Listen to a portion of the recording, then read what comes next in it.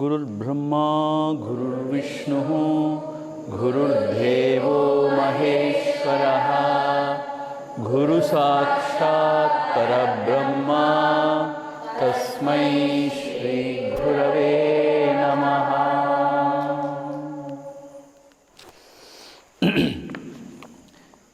இப்போ நம்ம பார்க்கப்படும் பொருள் அப்படிங்கிற உலகத்திலிருந்து கொஞ்சம் கொஞ்சமாக நம்ம உள்ளே போய் கடைசியில் சாட்சியாக இருக்கக்கூடிய சைத்தன்ய ஸ்வரூபனாக இருக்கக்கூடிய என்னோடய உண்மையான ஸ்வரூபம் தான் உண்மையான பார்ப்பவன்னு பார்த்தோம். அவனுக்கு மேலே ஒன்றும் இல்லைன்னு பார்த்தோம்.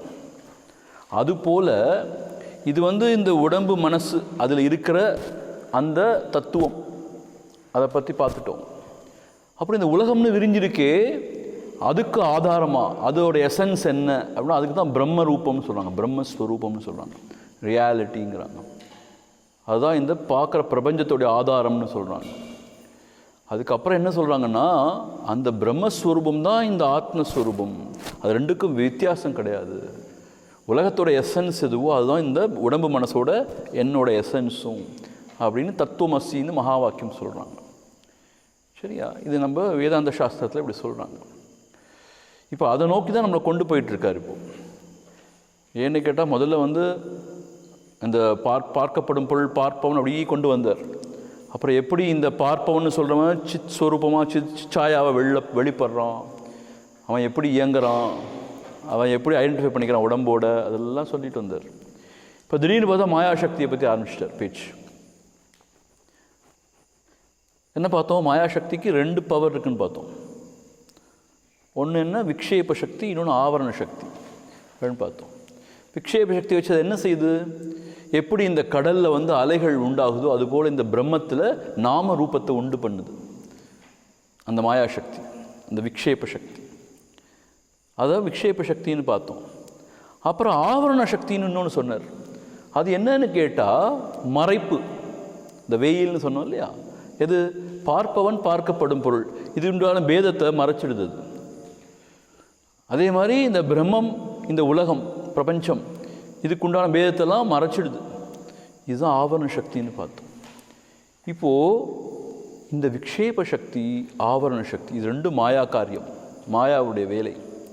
இதிலிருந்து மீண்டு வர்றதுக்கு விசாரம் சரியாக செய்யணும். அதுதான் இப்போ இந்த விவேகத்தின் மூலமாக நம்ம பிரித்தறியணும். பார்க்கப்படும் பொருள் பார்ப்பவன் யார், உலகம் அதோட எசன்ஸ் பிரம்மஸ்வரூபம் எத்தகையது, அப்படி பிரித்து உணர்ந்து அந்த பிரம்மஸ்வரூபம் தான் ஆத்மஸ்வரூபம். இந்த அளவு கொண்டு போகிறாங்க. சரியா? அதை நோக்கி தான் நம்ம போயிட்டுருக்கோம். ஸோ நம்ம இப்போ 12th verses 13th verseலேருந்து படிப்போம். நம்ம சக்தித்வயம் ஹி மாயாயா விக்ஷேபாவ்ருதி ரூபகம் விக்ஷேப சக்திர்லிங்காதி ब्रह्मांडंतं जगत् सृजेत.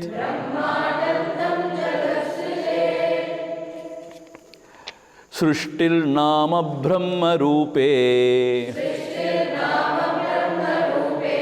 सच्चिदानंद वस्तुनि अब्धौपेनादिवत् सर्व नाम रूप प्रसारणा अंतदृक् दृश्ययोर्भेदम् बहिश्च ब्रह्म सर्गयोः आवृणोति अपरा शक्तिः सा संसारस्य कारणम्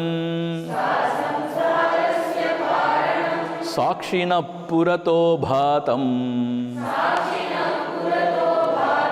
लिंगं देहेन संयुतं चितिच्छाया समावेशात् जीवस्याद्व्यवहारिकः.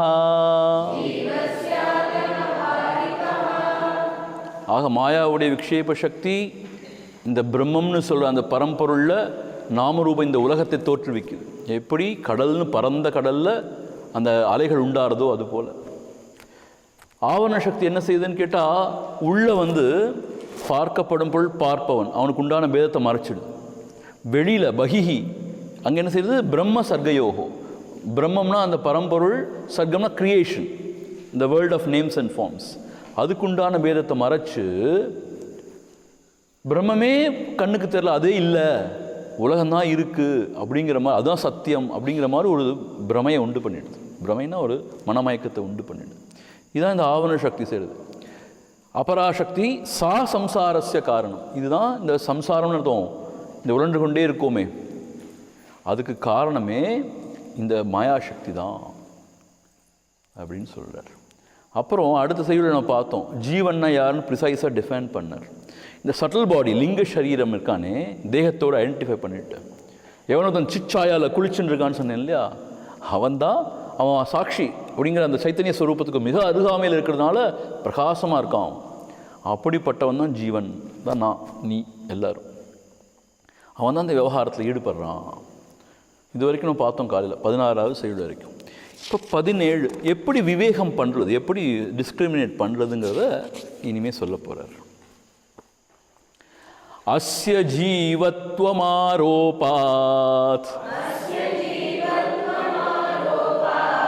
சாக்ஷிண்யப்யவபாசதே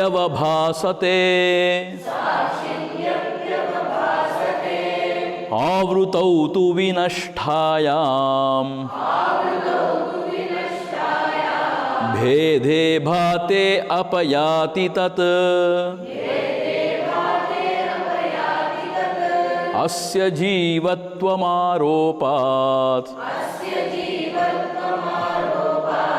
சாக்ஷிண்யப்யவபாசதே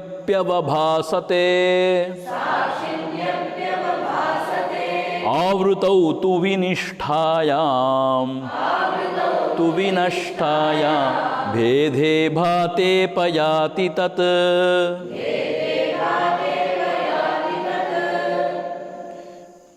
இப்போ நம்ம என்ன பார்த்தோம், சாட்சின்னு ஒன்று பார்த்தோம், அல்டிமேட்டாக பார்ப்பவன் ஒன்று பார்த்தோம் இல்லையா, சாட்சின்னு ஒன்று பார்த்தோம். அவன் தான் சைத்தன்ய ஸ்வரூபம், அவன் தான் உண்மையான சத் ஸ்வரூபம்லாம் பார்த்தோம். இப்போது நடுவில் ஒருத்தன் எழறான் இல்லையா, யார் அவன், நான்னு சொல்லிக்கொண்டு சிச்சாயாவோடைய அந்த ஒளியில் குளித்து கொண்டு ஒருத்தன், அவன் தான் நான் தான் இந்த தேகம்னு சொல்கிறான் இல்லையா, அதான் ஜீவத்துவ பாவம்னு பேர். நம்ம என்ன நினச்சிக்கிறோம், நம்முடைய உண்மையான ஸ்வரூபத்தை மறந்து, எது சாட்சி தான் அது, அது எல்லை இல்லாதது சச்சிதானந்த ஸ்வரூபம்லாம் சொல்லுவாங்க. அப்படி அதை மறந்து இந்த நடுவில் எழும்புறானே அகம்னு சொல்லிட்டு, நான்னு சொல்லிட்டு உடம்பை பற்றி கொண்டு அவன்தான் நான்னு சொல்லி நம்ம மனம் குழம்பிடுறோம். அதுதான் இங்கே சொல்கிறார், அஸ்ய ஜீவத்துவம் ஆரோப்பா சாட்சினி அப்பி அவபாசத்தே. சாட்சினி அப்பி, சாட்சியில் என்ன ஆயிடுதுன்னு கேட்டால், இந்த ஜீவத்துவ பாவத்தை ஏற்றி பார்க்கிறோம். ஆரோபித்தம்னு என்ன அர்த்தம், அதை ஏற்றி பார்க்கிறோம். இப்போ என்ன அர்த்தம்னு கேட்டால், நம்ம உண்மையான ஸ்வரூபத்தை மறந்து போய் அதுக்கு பதிலாக இந்த அகங்காரம் தான் நான் நினச்சிக்கிறோம். நான் யார் உண்மையிலேயே சாட்சி, ஆனால் அதை அது தெரியாமல் நான் இந்த அகங்காரம் நினச்சிட்டு இந்த உலகத்தை உழன்று கொண்டு இருக்கேன். இது மாயா செய்கிற வேலை தான் இது.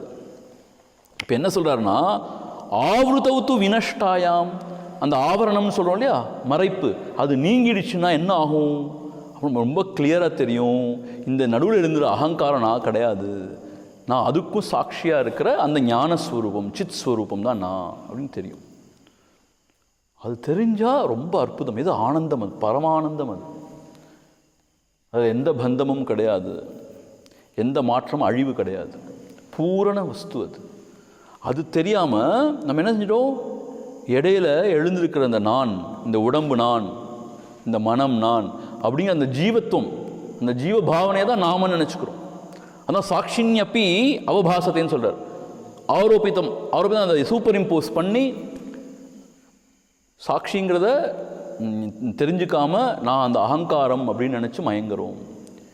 ஆனால் அந்த ஆவரண சக்திங்கிற அந்த மறைப்பு நீங்கிடுச்சுன்னா, அதாவது அந்த செல்ஃப் ரியலைசேஷன் சொல்கிறோம் இல்லையா, புத்தருக்கு என்லைட்டன்மெண்ட் சொல்கிறாங்க இல்லையா, அந்த சமயத்தில் இந்த கன்ஃபியூஷன் நீங்கிடும். எது, நாம் உண்மையிலேயே சாட்சி மாத்திரம் தானே ஒழிய இந்த ஜீவத்துவம் நம்ம கிடையாது, இந்த நான்கிற கொக்கரிக்கிற நான் கிடையாது அப்படின்னு தெரிய வந்துடும். அது தெரிய வர்ற வரைக்கும் இந்த சாதனையை பண்ணணுங்கிறாங்க. அப்படின்னா there is a sort of a mixup. என்ன மிக்ஸ்அப்? நாம் எதுவோ அது தெரியாமல் நாம் எது இல்லையோ அது நான் நினச்சிக்கிறேன். அதுதான் மிக்ஸ்அப். இங்கே இந்த அகங்காரம் கூட உதிக்குது ஒடுங்குது. முழிச்சோன்னா தூக்கத்தை விட்டு முழிக்கும்போது உதிக்குது, அப்புறம் ஒடுங்குது, இதெல்லாம் செய்யுது. ஆனால் சாட்சி உதிக்காது ஒடுங்காதெல்லாம் பார்த்தோம், விரிவடையாது சுருங்காதெல்லாம் பார்த்தோம். ஸோ அதுதான் நம்ம ஸ்வரூபம். அதை மறந்துட்டு உதித்து ஒடுங்குற இது அகங்காரம்னு நினச்சிக்கிறோம். அப்போ என்ன அர்த்தம்? நம்மளோட உண்மையான ஸ்வரூபத்தில் ஜீவத்துவத்தை ஏற்றி நான் ஜீவன் நினச்சிக்கிறேன். இது எப்போ நீங்கும்? இந்த அஜ்ஞானம் நீங்கிடுச்சுன்னா, இந்த ஆவரணம் நீங்கிடுச்சுன்னா ரொம்ப தெளிவாக தெரியும். உதித்து ஒடுங்குற இந்த அகங்காரமும் பார்க்கப்படும் பொருள், பார்ப்பவனாகிய சாட்சி வேற, நான் எப்பயுமே சாட்சியாக தான் இருக்கேன்னு தெரிய வரும். இப்போ நம்மகிட்ட ரொம்ப பர்சனல் ஐடென்டிஃபிகேஷன் இருக்குது. நான் இதுதான், இந்த உடம்பு தான், நான் இந்த மனம் தான். அதனால தான் சுற்றிகிட்டே இருக்கும். அது நீங்கிடுச்சுன்னு சொன்னால் அது பாட்டுக்கு இந்த உடம்பு இயங்கலாம், மனம் இயங்கலாம். ஆனால் நான் அது கிடையாதுன்னு சொல்லிட்டு நான் சாந்த சுரூபமாக இருக்க முடியும். அதுதான் இங்கே சொல்கிறார். அந்த ஆபாசம் நீங்கணும், அந்த ஆவரணம் நீங்கணும் அப்படிங்கிற மாதிரி இங்கே சொல்கிறார். அதே மாதிரி வெளியில் என்ன ப்ராப்ளம்? இப்போ உள்ள இதுதான் ப்ராப்ளம். இந்த நான் எழுந்திருக்கிற அந்த அகங்காரத்தை உண்மையான என்னுடைய ஸ்வரூபம் நினச்சி மயங்குறேன். ஆனால் உண்மையிலே யார் சாட்சி? இது உள்ளே நடக்கிற ப்ராப்ளம். இது ஆவரண சக்தி, ஆவரணம் நீங்கிடுச்சுன்னா இந்த தெளிவு உண்டாயிடும். அதே மாதிரி வெளியில் என்ன நடக்குது? பிரம்மம் தான் இருக்குது, ஆனால் இந்த தோற்ற மயக்கமான உலகத்தை நம்புகிறோம் சத்தியம்னு. அந்த கன்ஃபியூஷன் வர்றதும் இந்த ஆவரண சக்தினால தான். ஆவரணம் நீங்கிச்சுன்னா நம்ம ரொம்ப கிளியராக தெரிஞ்சிடும், பிரம்ம சத்தியம் ஜெகன் மித்யா அப்படின்னு நமக்கு ரொம்ப கிளியராக தெரிஞ்சிடும். அதை தான் அடுத்ததில் சொல்ல போகிறார். என்ன புரியுதோ புரியலையோ தலையாட்டிக்கோங்க. ஆமாம் ஆமாம் இதெல்லாம் கொஞ்சம் ஹையர் விஷயங்கள் தான். சரியா? இருந்தாலும் படிப்போம் நம்ம. சம்டைம்ஸ் ஐ வண்டர், ஏன் பகவான் இப்படி ஏற்பாடு பண்ணுறாருன்னு சொல்லிட்டு. என்ன ஏற்பாடு? தப்பாக நினச்சிக்காதீங்க. என்னன்னு கேட்டால், இந்த மாதிரி ரொம்ப பெரிய சப்ஜெக்ட் எடுக்க போகிறோம்னு சொன்ன உடனே முன்னாடி சின்ன பசங்களையா குட்டி பசங்களையெல்லாம் உட்கார வைக்கிறாரு. என்ன காரணம்னு யோசிச்சு பார்ப்பேன். ஏன் இப்படின்னு சொல்லிட்டு யோசிச்சு பார்ப்பேன். அது காரணம் என்ன தெரியுமா? என்ன எனக்கு ஒரு பதில் கிடச்சுன்னா, பிற்காலத்தில் இப்போ தான் ரெக்கார்ட் பண்ணுறோம் இல்லையா, பிற்காலத்தில் மேபி வரக்கூடிய ஆச்சாரியாஸ்லாம் நல்ல சாதக்ஸே அட்ரஸ் பண்ணி ரொம்ப ஹை ஃப்ளோனாக பேசுவாங்க. இருக்குமா இருக்கும், அப்படி தான் அவைலபிளாக இருக்குமா இருக்கும். லேமேனுக்கு புரிகிற மாதிரி விஷயம் இருக்காதா இருக்கும். இப்போ நம்மளுடைய லெக்சர்ஸை கேட்டால் லேமேனுக்கும் புரியும். ஏன்னா நான் லேமேன்னு சொல்லக்கூடிய நம்ம குழந்தைங்களுக்காக தான் பேசுகிறேன் நமக்கு அவசியம். ஸோ திருக்திஷேகம் உயர்ந்த சப்ஜெக்டை சாதாரண மக்களும் புரிஞ்சுக்கிற மாதிரி வந்துட்டுருக்கு நினச்சிட்ருக்கேன் அப்படி. So that will be a useful this thing for some people, who are not that initiated into Vedanta. So maybe அதுதான் பகவான் அப்படி நடத்துகிறாரோன்னு நான் நினைப்பேன்.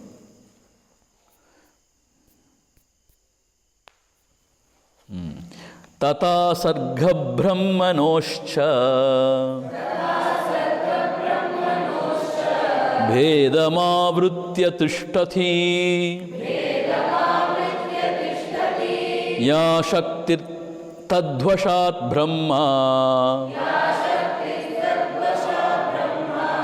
விக்ருதத்வேன பாசதே.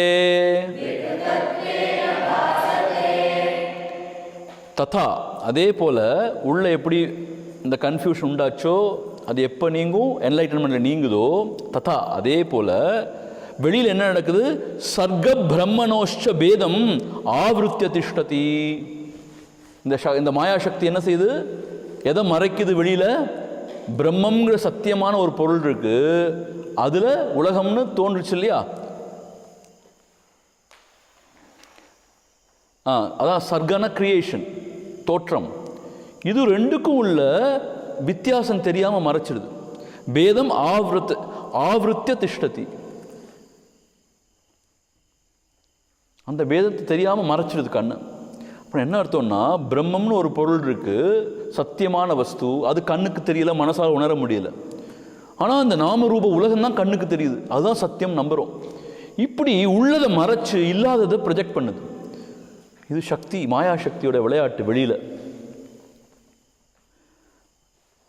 யா சக்தி தத்வஷாத் பிரம்ம விகிருதத்வேன பாசத்தே.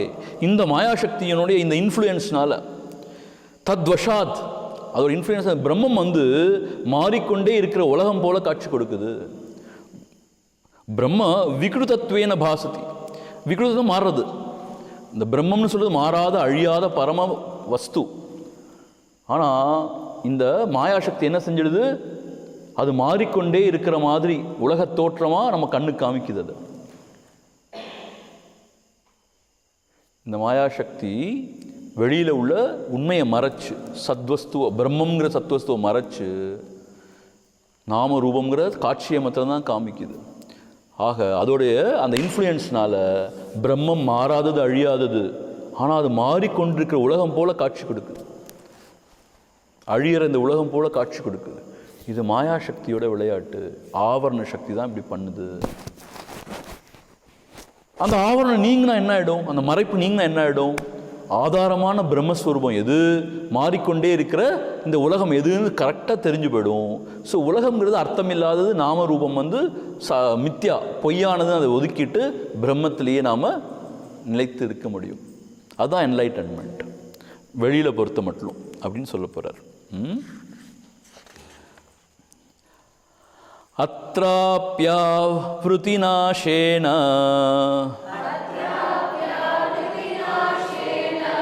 விபாதி பிரம்ம சர்கயோஹ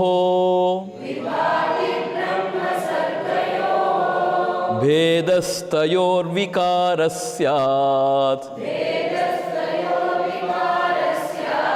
சர்கேன பிரம்மணி க்வசித் அத்ராப்யாவ்ருதிநாசேன விபாதி பிரம்ம சர்கயோஹ வேதஸ்தயோர்விகாரஸ்யாத் சர்கேன பிரம்மணி க்வசித். அத்ராபி இங்கே கூட என்ன நடக்குது? ஆவருத்தி நாசேன, இந்த ஆவரணம் சொல்ல மறைப்பு நாசேன நீங்கிடுச்சுன்னு சொன்னால் என்ன ஆகும்? பிரம்ம சர்கயோஹோ பேதா தயோஹோ விபாதி. இந்த பிரம்மம், ஆதாரமான பிரம்மம், இந்த தோற்ற மாத்திரமான உலகம், இதுக்குள்ள இந்த பேதம் ரொம்ப திட்ட தெளிவாக விபாதி விளங்கும். இப்போ பேதம் விளங்காம தான் நம்ம கன்ஃபியூஸ் ஆகிருக்கோம். இப்போது ஆவரண சக்தினால் அந்த ஆவரணம்ங்கிற அந்த மறைப்பு நீங்கின உடனே ஆதாரம் எது, எது சத்தியம், அது மேலே தோற்ற மயக்கமான இந்த உலகம் எது அப்படிங்கிறது ரொம்ப திட்ட தெளிவாக விளங்கும். விவாத்தினா விளங்கும், இந்த பேதம் விளங்கும். அது மாத்திரம் இல்லை, விகாரஹஸ்யாத் சர்கே ந பிரம்மணி கொச்சித்து. இந்த மாற்றம் எல்லாம் இந்த தோற்ற மயக்கமான உலகத்தை சேர்ந்தது, பிரம்மம் மாறாதது அழியாதது அப்படின்னு நமக்கு தெரிய வரும். இங்கே ரெண்டு விஷயம் சொல்லியிருக்கார். ஒன்று ஆதாரமான சத்தியம் எது, அதுக்கு மேலே தோன்றி மறையிற உலகம் எது அப்படிங்கிறது கிளியராக விளங்கும். அது மாத்திரம் இல்லை, இந்த மாற்றம் எல்லாம் பிரம்மத்தை சேர்ந்தது இல்லை, நாமரூபமான உலகத்தை சேர்ந்தது, கிரியேஷனை சேர்ந்தது. பிரம்மம் மாறாதது அழியாதது இப்படிங்கிறது விளங்கும். எப்போ விளங்கும்? இந்த ஆவரண சக்தி நீங்கிடுச்சுன்னா. ஸோ உள்ள என்னாச்சு? நான் ஜீவன் அப்படின்னு அர்த்தம். தோன்றி மறையிற அந்த அகங்கார விருத்தியாக இருக்கேன் அப்படின்னு நான் என்னைய நினச்சிக்கிறேன், ஆனால் நான் சாட்சி தான். இந்த கன்ஃபியூஷன் உள்ளே இருக்குது. அந்த ஆவரண சக்தி விலகிச்சுன்னா இது ரொம்ப கிளியர் ஆகிடும். நான் இந்த ஜீவன் கிடையாது, அகங்காரம் கிடையாது, நான் அதுக்கு ஆதாரமான அந்த சாட்சி மாத்திரமே, அந்த சைத்தன்ய ஸ்வரூபம் மாத்திரமே அப்படிங்கிறது நனி விளங்கும். உள்ள இந்த ஆவரணம் நீங்கிடுச்சுன்னா வெளியில் இந்த பிரம்மம், இந்த உலக தோற்றம், இதுக்கு உண்டான அந்த விவகாரம் விளங்கிடும். இது ஆதாரமான சத்தியம், அதிஷ்டானம். இது சும்மா தோன்றி மறையிற பொய்க்காட்சி. இந்த மாற்றமெல்லாம் உலக இயக்கத்தை சேர்ந்ததையுடைய பிரம்மத்தில் இல்லை, பிரம்மம் எந்த மாற்றமும் அடையாதது அப்படின்னு தெரிய வரும். அது மாத்திரம் இல்லை, அந்த பிரம்மம்னு சொல்கிறோமே உலகத்துக்கு ஆதாரமானது, அதுதான் இந்த உடல் மனதுக்குள்ளே இருக்கிற சாட்சின்னு சொல்கிறோமே, அது ரெண்டும் ஒன்று தான். ஸோ வெளியில் இருக்கிற சத்தியம்னு சொல்கிறோம் பிரம்மம்னுங்கிறத, XYன்னு வச்சுப்போமே, உள்ளே இருக்கிற சாட்சின்னு ஒரு நேம் கொடுக்குறோம், எக்ஸ் சாட்சின்னு சொல்கிறோம், வெளியில் ஒய்ன்னு பிரம்மம்னு சொல்கிறோம். ஆனால் கடைசியில் என்லைட்டன்மெண்ட் போது என்ன தெரியும்னா, இந்த உலகத்துக்கெல்லாம் பிரபஞ்சத்துக்கெல்லாம் ஆதாரமாகிற விஷயம் பிரம்மம் எதுவோ அது என் இதயத்துக்குள்ளே இருக்கிற அந்த சாட்சி தான், அந்த ஆத்மஸ்வரூபம் தான், சைத்தன்ய ஸ்வரூபம் தாங்கிறது விளங்கும். ஸோ அமைதியாக இருக்கும் பொழுது இந்த ஜீவசேஷ்டைகள்லாம் நம்ம மதிக்க மாட்டோம். அது நான் கிடையாது, நான் ஸ்வரூபம் அப்படின்னு. வெளியில் பார்க்கும்போது எல்லாம் பிரம்மஸ்வரூபம் தானே ஒழிய தோற்ற மயக்கம்லாம் உண்மை கிடையாது. இன்ஃபேக்ட் இந்த பிரம்மஸ்வரூபம் என்னுடைய ஆத்மஸ்வரூபம் தான் அப்படின்னு விளங்கும். இந்த கடைசியில் சொன்னதெல்லாம் இங்கே சொல்லாட்டியும் நம்ம படித்ததை வச்சு நான் சொல்கிறேன் உங்களுக்கு. மற்ற சாஸ்திரத்தில் சொல்லியிருக்கு இல்லையா, வேதாந்த சாஸ்திரத்தில், அதனால் அதை சொல்கிறேன். ஆனால் அவர் சொல்லுவார், அவரும் சொல்லுவார், இப்போ சொல்ல தான் போகிறார். பட் இந்த தாட்டை அப்படியே கொண்டு போகிறதுக்காக நான் உங்களுக்கு சொல்கிறேன். உங்களுக்கு ஏன் சுவாமி இப்படி சாட்சின்னு ஒன்று சொல்லி பிரம்மம்னு ஒன்று சொல்ல வேண்டியிருக்குன்னு கேட்டால், இந்த உடல் மனதுக்குள்ளே இருக்கிற இந்த ஜீவன் அவனுக்கு ஆதாரமாக இருக்கிறது சாட்சின்னு சொல்ல வேண்டியிருக்கு. வெளியில் இருக்கிற பிரபஞ்சம் உலகம் அதுக்கு ஆதாரமாக பிரம்மம்னு சொல்ல வேண்டியிருக்கு. இப்போ உள்ள ஒரு கன்ஃபியூஷன் இருக்குது, வெளியில் ஒரு கன்ஃபியூஷன் இருக்குது. உள்ள ஜீவனுக்கும் அந்த சாட்சிக்கும் வித்தியாசம் தெரியாமல் நான் தான் சாட்சி தான் அந்த ஜீவன்னு குழம்பிடுறோம். அதனால நிறைய பிரச்சனை வருது. வெளியில் பிரம்மத்துக்கும் அந்த உலக தோற்றத்துக்கும் மயக்கத்துக்கும் வித்தியாசம் தெரியாமல் மயங்கிடுறோம். இந்த ரெண்டும் விலகணும்னா விசாரம் பண்ணணும், விவேகம். அப்போ விவேகத்தினால தான் இந்த ஆவரணம் விலகும். ஸோ இதெல்லாம் காரணம் வேறு மாயாசக்தி, ஆண்டவன், அதாவது பரம்பரோட மாயாசக்தி தான் இதெல்லாம் பண்ணுது அப்படின்னு இங்கே சொல்கிறார். மாயாசக்தி 2 ஆஸ்பெக்ட் சொன்னேன். ஒன்று விக்ஷேபம், ஒன்று ஆவரணம். விக்ஷேபங்கிறது எல்லாம் தோற்றுவிக்குது, ஆவரணங்கிறது மறைச்சிடுது, இந்த பேதத்தெல்லாம் குழப்பிடுது மனசை. குழப்பமாக நீங்கின பிறகு எல்லாம் தெட்ட தெளிவாயிடுது. Now going to the 20th. अस्ति भाति प्रियं रूपं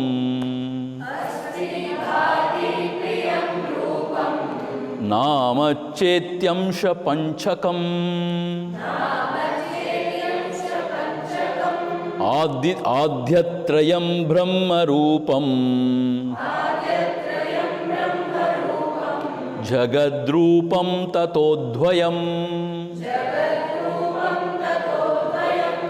अस्ति भाति प्रियं रूपं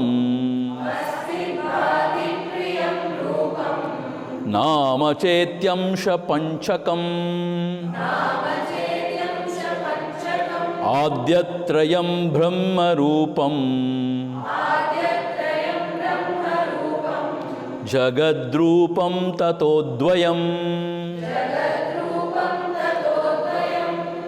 என்ன சொல்றாருன்னா, இந்த உலகத்தில் எந்த வஸ்துவாக இருக்கட்டும் அதில் 5 ஆஸ்பெக்ட் இருக்குன்னு சொல்ல வர்றாரு. இப்போ ஃபார் எக்ஸாம்பிள் சேர் எடுத்துப்போம், இந்த கேமராவை எடுத்துப்போம், ஃபேன் எடுத்துப்போம், இல்லை இங்கே இருக்கிற மக்கள் எடுத்துப்போம், எதை வேணால் எடுத்துக்கோ நீ.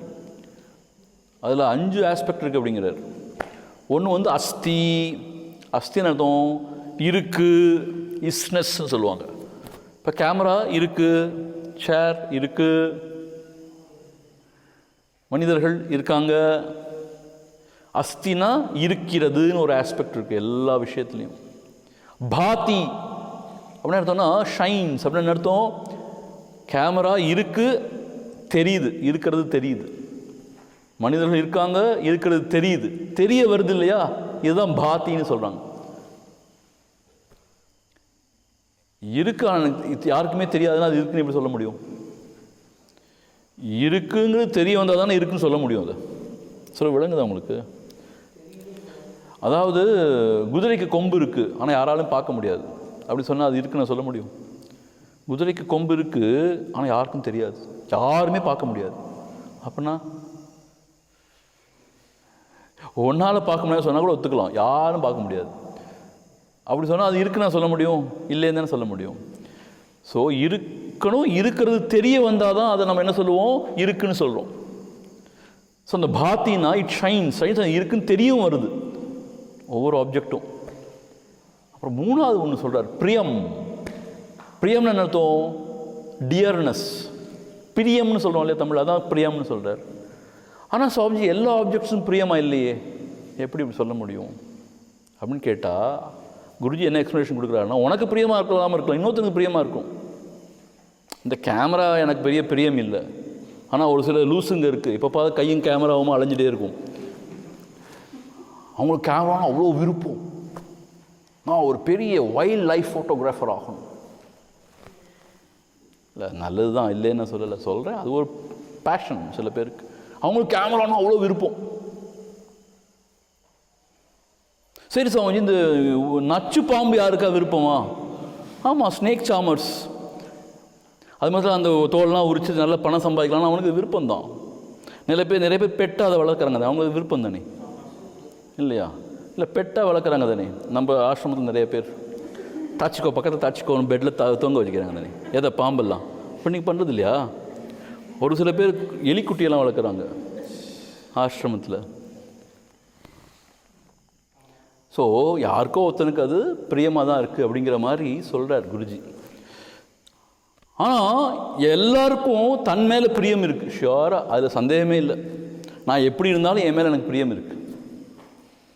சரி, பிரியத்துக்கு காரணம் என்ன தெரியுமா? எது ஒன்று சந்தோஷத்தை கொடுக்குமோ அதுதான் பிரியம்னு சொல்கிறோம், அதுதான் நமக்கு பிரியமாக இருக்குது. ஒருத்தருக்கு ஒவ்வொன்றும் சந்தோஷம் கொடுக்குது. இந்த உலகத்தில் பகவான் படைச்ச எல்லா ஆப்ஜெக்ட்ஸும் யாருக்கோ பிரயோஜனமாக இருக்குது, யாருக்கோ சந்தோஷத்தை கொடுக்குது. அப்படி தான் குருஜி விளக்கியிருக்கிறது. நானும் திருப்பி யோசிச்சு பார்த்தேன், என்னடா புதுசாக கான்செப்டாக இருக்கேன்னு. ஆனால் குருஜி இப்படி தான் விளக்கியிருக்கார். நான் அதான் ஷேர் பண்ணுறேன். மேபி இதை விட நல்ல எக்ஸ்ப்ளனேஷன்ஸ் இருக்கலாம், எனக்கு தெரியாது. எனக்கு தெரிஞ்சதை நான் சொல்ல முடியும். ஸோ அஸ்தி, பாதி, பிரியம் அப்படிங்கிற 3 ஆஸ்பெக்ட். 4வது நாம ரூபம். ரூபம் நாம, ஒரு ஃபார்ம் இருக்குது எல்லாத்துக்கும். ரூப, அதுக்கு ஒரு நேம் கொடுக்குறோம் இல்லையா? இந்த 5 ஆஸ்பெக்ட் இருக்குது எல்லாத்துக்கும். இதில் என்ன சொல்கிறாருன்னா, ஆத்யத்ரயம் பிரம்ம ரூபம். இந்த முதல்ல 3 சொன்ன ஆஸ்பெக்ட் அது பிரம்மத்தை சேர்ந்தது. பிரம்மம்னு ஆதாரமாக ஒன்று சொன்னோமே, சத்தியம்னு ஒன்று சொன்னோமே, அதை சேர்ந்தது. ஜகத் ரூபம் தத்தோத்வயம், மற்ற 2 ஜகத் ரூபம், உலகத்தை சேர்ந்த நாம ரூபம் அப்படிங்கிறார். சில என்னதான் புரிஞ்சுக்கணும் முக்கியமாக, இப்போ பிரியம்னு சொல்கிறோம் இல்லையா, ஒரு ஆப்ஜெக்டை ரொம்ப எனக்கு பிடிக்கும்னு சொல்கிறோம் இல்லையா? ஏன் சொல்கிறோம் அப்படின்னு கேட்டால், அது நமக்கு இன்பத்தை தர்றதுனால சொல்கிறோம். அந்த இன்பம்ங்கிறது அந்த ஆப்ஜெக்டில் இல்லை, ஆக்சுவலாக நமக்குள்ளே தான் இருக்குது. நாம் தப்பாக அந்த ஆப்ஜெக்ட் இருக்குன்னு வச்சுக்கிறோம் நம்ம. அதனால் என்ன சொல்கிறாருன்னு கேட்டால், அந்த இன்பம் வந்து பிரம்ம ரூபங்கிறார். பிரம்மம் தானே ஆன்மஸ்வரூபம் நம்ம சொல்கிறோம். அப்படி கொண்டு வராங்க அவங்க. ஆக நம்ம பார்க்குற இந்த உலகம் எல்லாத்துலேயும் 5 ஆஸ்பெக்ட் இருக்குது. ஒன்று வந்து அஸ்தி, இருக்குது அப்படிங்கிற ஒரு ஆஸ்பெக்ட் இருக்குது. The isness, the camera is, the chair is, I am, the isness. Shines, பாத்தினா ஐ நோ இட் இஸ், அந்த ஆஸ்பெக்ட் தான் இங்கே பாத்தின்னு சொல்கிறாங்க. எவ்ரி ஆப்ஜெக்ட் இஸ் நோன் இல்லையா? அப்புறம் பிரியம், யாரோ ஒருத்தர் இருக்கிறது பிரியமாக இருக்குது.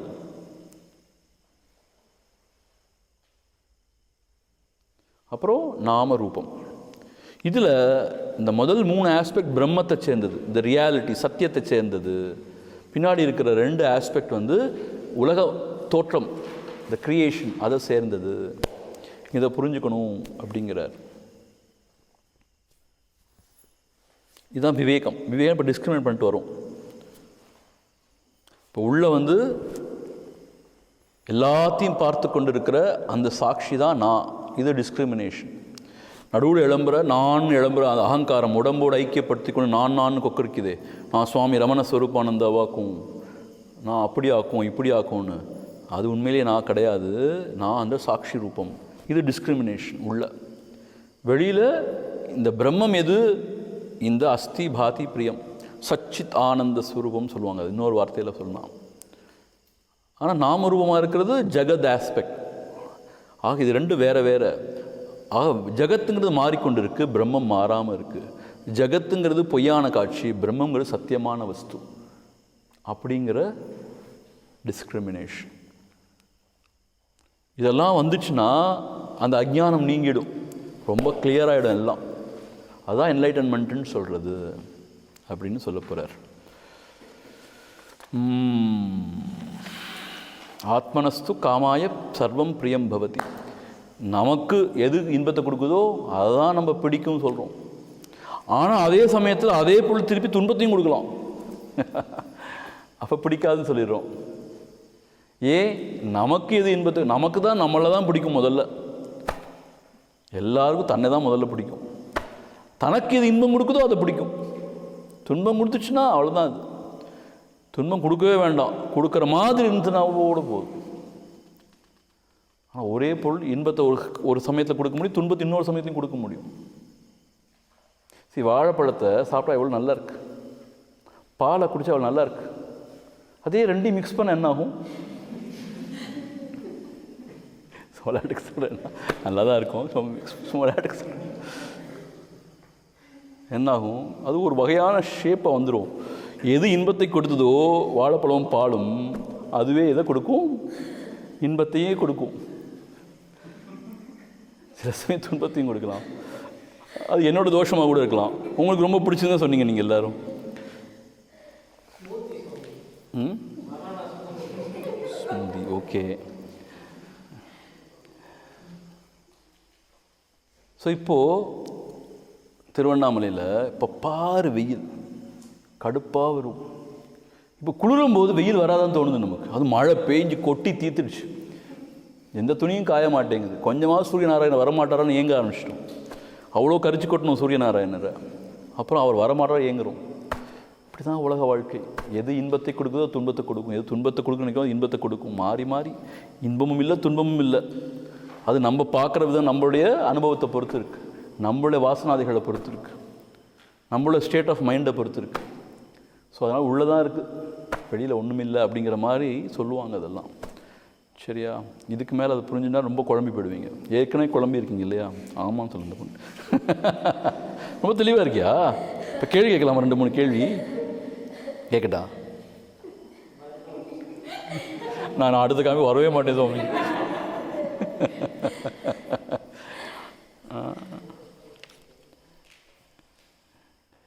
21 படிச்சிருவோம். மணி எவ்வளோ?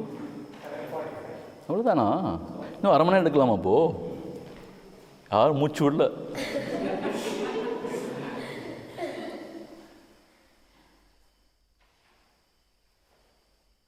இது என்ன பெரிய ஒரு வார்த்தையாக இருக்குது. கம்வாய் வக்னி ஜலோர் வீஷு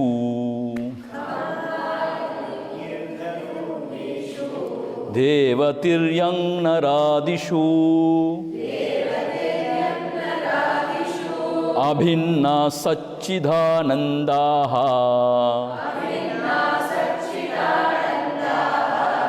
வித்யேதே ரூபநாமனி கம்வாய் வக்னி ஜலோர் வீஷு தேவதிர்யங் நராதிஷு அபின்னா சச்சிதானந்தாஹ வித்யேதே ரூபநாமனி.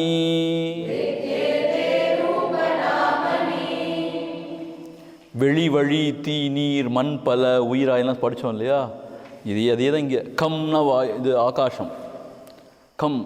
வாயு அப்படின்னா ஏர், அக்னி நெருப்பு, ஜலன்னு தெரிந்தது தண்ணீர்.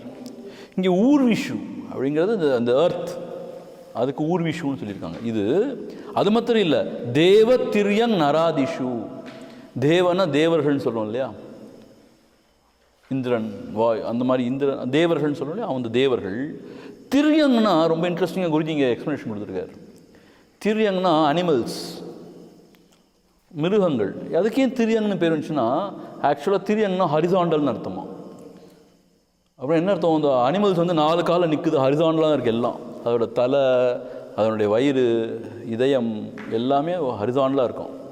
அதனால திரியங்னு பேரும், which is horizontal to the ground அப்படிங்கிற மாதிரி. ஆனால் மேன் இஸ் வெர்டிக்கல், நேராக நிற்கிறான் இல்லையா? பெர்பெண்டிகுலரா? சரி, அப்படி நிற்கிறான் அவன், 2 காலால் நிற்கிறான் அவன். ஆனால் மிருகம் 4 காலால் நிற்கிறதுனால திரியங்னு பேரும். திரியங் நராதிஷு. நரனா மனுஷன். இது எல்லாத்தையும் எடுத்து பார்த்தோன்னு சொன்னால் அபின்னா சச்சிதானந்தாக, சச்சிதானந்தம் சொல்கிற அந்த பிரம்மஸ்வரூபம் பிரம்மரூபம் இருக்கே சத்தியம், அது எல்லாத்துலேயும் காமன் ஒன்னே தான்.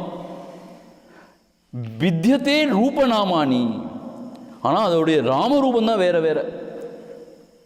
இப்போ சேருக்கு வேறு ஃபார்ம் இருக்குது, அது சேர்னு கூப்பிட்றோம். மனுஷனுக்கு வேறு ஃபார்ம் இருக்குது, அனிமல்ஸுக்கு வேறு ஃபார்ம் இருக்குது, வேறு வேறு நேம்ஸில் கூப்பிட்றோம். அதுதான் வித்தியாசமே ஒழிய, ஆனால் அதோட எசன்ஸ், அதோட ஆதாரம் என்னன்னு பார்த்தா சச்சிதானம் இருக்குது, தெரிய வருது. அது மட்டும் இல்லது, ஏதோ ஒரு வகையில் யாருக்கோ ஆனந்தத்தை கொடுக்குற ஒரு ஆஸ்பெக்டும் அதில் இருக்குது. சரி, ரொம்ப டீட்டெயில்டாக பார்த்தா சத் சித் ஒன்றாகும் பொழுது ஆனந்தம் உண்டாகுதுங்கிறாங்க. அதெல்லாம் நமக்கு இப்போ தேவையில்லை. அந்த ஆஸ்பெக்ட் வந்து பிரம்மத்தை சேர்ந்தது. அதே இது ரூபநாமானி, அது மாறிக்கொண்டே இருக்கும் ஒத்தொத்தருக்கும். ஆனால் எல்லாருக்குள்ளேயும் ஒன்றா இருக்கிறது அந்த சச்சிதானந்த ரூபம், பிரம்மஸ்வரூபம். எல்லாத்துலேயும் ஒன்றா இருக்கிறது சச்சிதானந்தமாக.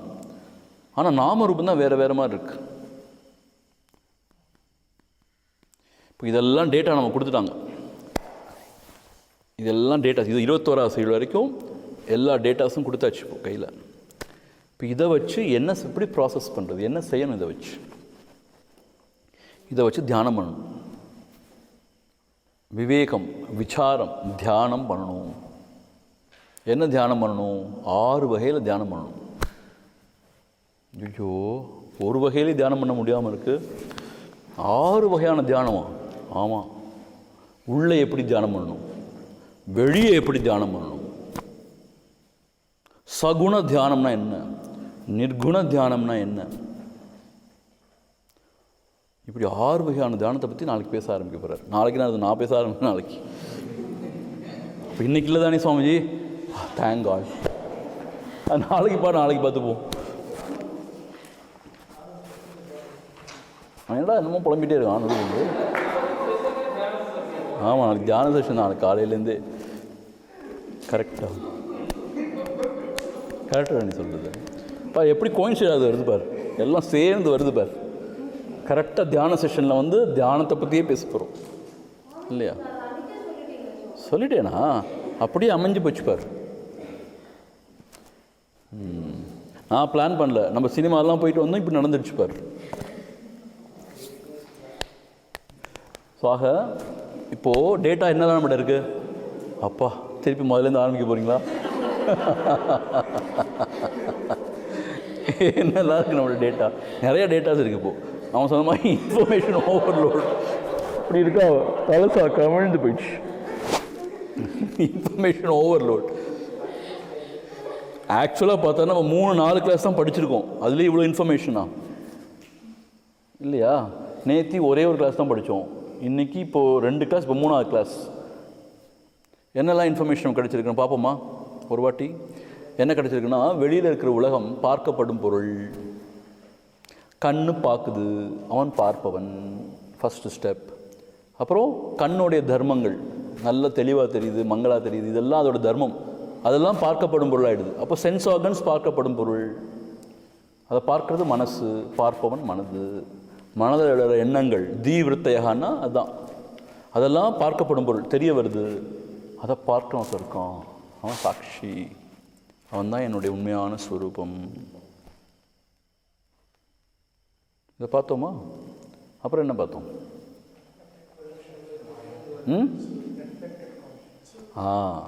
அந்த சாட்சி எப்படி எல்லாவற்றையும் அவன் தன்னை மாத்திரம் ஒளிர்வித்துக் கொள்ள எல்லாவற்றையும் அவன் தான் ஒளிர்விக்கிறான்னு ஆரம்பித்தார். இந்த சாட்சி என்ன செய்கிறான்? புத்திக்குள்ளே சிச்சாயா, ரிஃப்ளெக்டட் கான்ஷியஸாக வெளிப்படுறான். அந்த புத்தியில் 2 வகையான எண்ணங்கள் இருக்குது. அந்த தீயில் 2 வகையான எண்ணம். என்ன? 4 எண்ணம், மற்ற விஷயங்கள் எல்லாம் எண்ணமாக இருக்குது. ஸோ இந்த அகம்தீன்னு சொல்கிறது சிச்சாயாவில் when it bathes, it enlivens everything else. எல்லாவற்றையும் அதுதான் ஒளிர்விக்கிறது, அறிவிக்கிறது அப்படின்னு சொன்னார். அப்போது என்ன சொன்னார்? அப்படி அந்த 4 ஒருத்தன் எழுந்து சிச்சாயால் குளிச்சுட்ருக்கான அவன் அந்த உடம்போடு ஐடென்டிஃபை பண்ணிவிட்டு நான் தேகம் சொல்கிறான். அது மாத்திரம் இல்லை, 3 வகையான ஐடென்டிஃபிகேஷன் சொன்னார். அந்த 4 சிச்சாயாவோட சகஜமான ஐடென்டிஃபிகேஷன் இருக்குது. தேகத்தோடு செய்கிறது கர்மஜன்யம், நம்ம செஞ்ச கர்மத்தினால.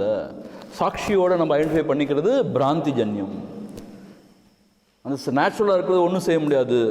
அந்த கர்மஜன்யம் கர்மம்லாம் நீங்கிடுச்சுன்னா அது போயிடும். பிராந்தி நீங்கிடுச்சுன்னா, சரியான விவேகத்தினால பிராந்தி நீங்கிடுச்சுன்னா அந்த போயிடும். அதெல்லாம் சொன்னார். அதுக்கப்புறம் இந்த ஜீவனெல்லாம் டிஃபைன் பண்ணார் இல்லையா? அதுக்கப்புறம் என்ன ஆரம்பித்தார்? மாயா சக்தியை பற்றி ஆரம்பித்தார். கிரியேஷனை பற்றி சொன்னார். அதுக்கு 2 சக்தி இருக்குது. விக்ஷேப சக்தினால இது எல்லாத்தையும் தோற்றுவிக்குது. ஆவரண சக்தினால என்ன செய்யுதுன்னு கேட்டால் இந்த குழப்பத்தை உண்டு பண்ணிடுது. எது சத்தியம் எது சத்தியம் இல்லையோ அது ரெண்டையும் ஒன்றா மண்ணாக்கி கிச்சடி மாதிரி பண்ணி எது சத்தியம் எது அசத்தியம் தெரியாமல் பண்ணிடுது. உள்ளே எப்படி பண்ணுது? இந்த அகங்காரத்துக்கும் சாட்சிக்கும் வித்தியாசம் தெரியாமல் ஒரு குழப்பத்தை உண்டாக்கிடுது, மறைப்பு. வெளியில் பிரம்மத்துக்கும் இந்த நாமரூபத்துக்கும் வித்தியாசம் தெரியாமல் மறைப்பை உண்டு பண்ணிடுது. ஸோ நம்ம இப்போ என்ன செய்யணும்? இதை சரியாக விசாரம் பண்ணி பிரித்து அறியணும். நீங்கள் பேடி ஃபீல்டு போயிருக்கீங்களா? பேடியை பார்த்துருக்கீங்களா? பத்மநாபன் பேடி, அந்த பேடியை சொல்லலை. நிறைய பேர் பத்மநாபன் பேடின்னு தான் கூப்பிடுவாங்க.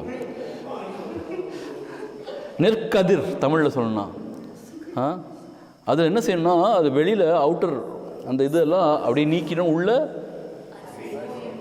ஸோ அந்த உமின்னு சொல்லுவாங்களா, அதை நீக்கி அரிசி எடுக்கிற மாதிரி அசத்தியமான சில விஷயத்தோடு மிக்ஸ்அப் ஆகிருக்கு இல்லையா, அதெல்லாம் நீக்கி இப்போ சாரத்தை எடுக்கணும். இப்போ அதுக்கு பேர் தான் விவேகம்.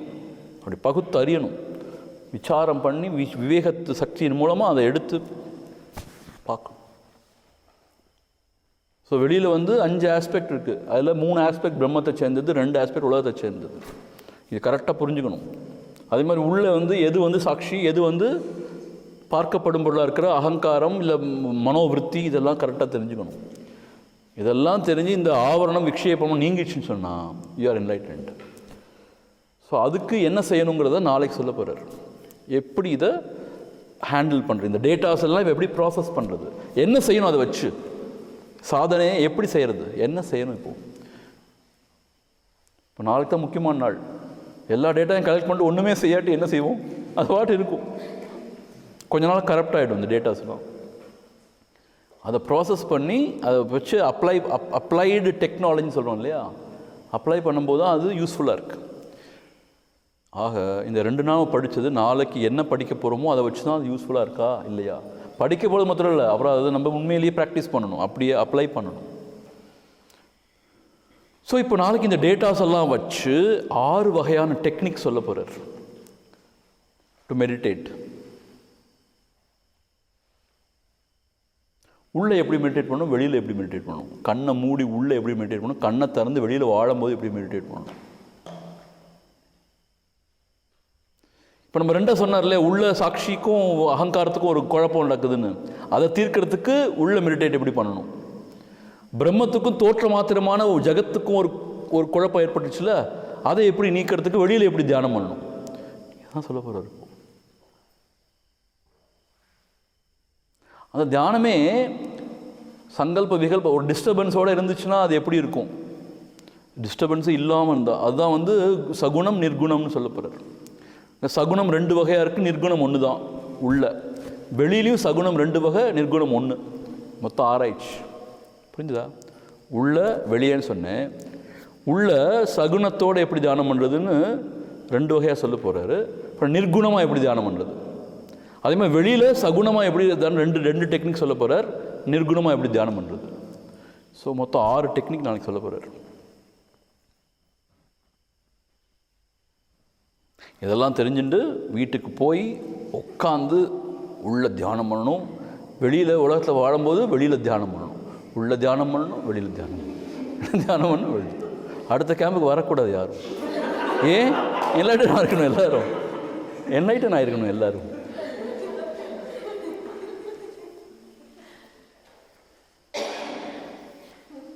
சுவாமி அடுத்த டெக்ஸ்ட் என்ன சுவாமின்னு கேட்கக்கூடாது. இந்த டெக்ஸ்டோடய எல்லாம் முடிஞ்சு போகணும். சரி, நாளைக்கு மீதி நாளைக்கு பார்ப்போம். 21 வரைக்கும் முடிச்சாச்சு. இன்னும் எவ்வளோ இருக்குது? 10 தான் இருக்குது கரெக்டாக. ஸோ 5 10 முடிஞ்சிடும். ஸோ 3 டெக்னிக்கை சொல்லிட்டா சரி. ಓಂ ಪೂರ್ಣಮದಃ ಪೂರ್ಣಮಿದಂ ಪೂರ್ಣಾತ್ ಪೂರ್ಣಮುದಚ್ಯತೆ ಪೂರ್ಣಸ್ಯ ಪೂರ್ಣಮಾದಾಯ ಪೂರ್ಣಮೇವಾವಶಿಷ್ಯತೆ. ಓಂ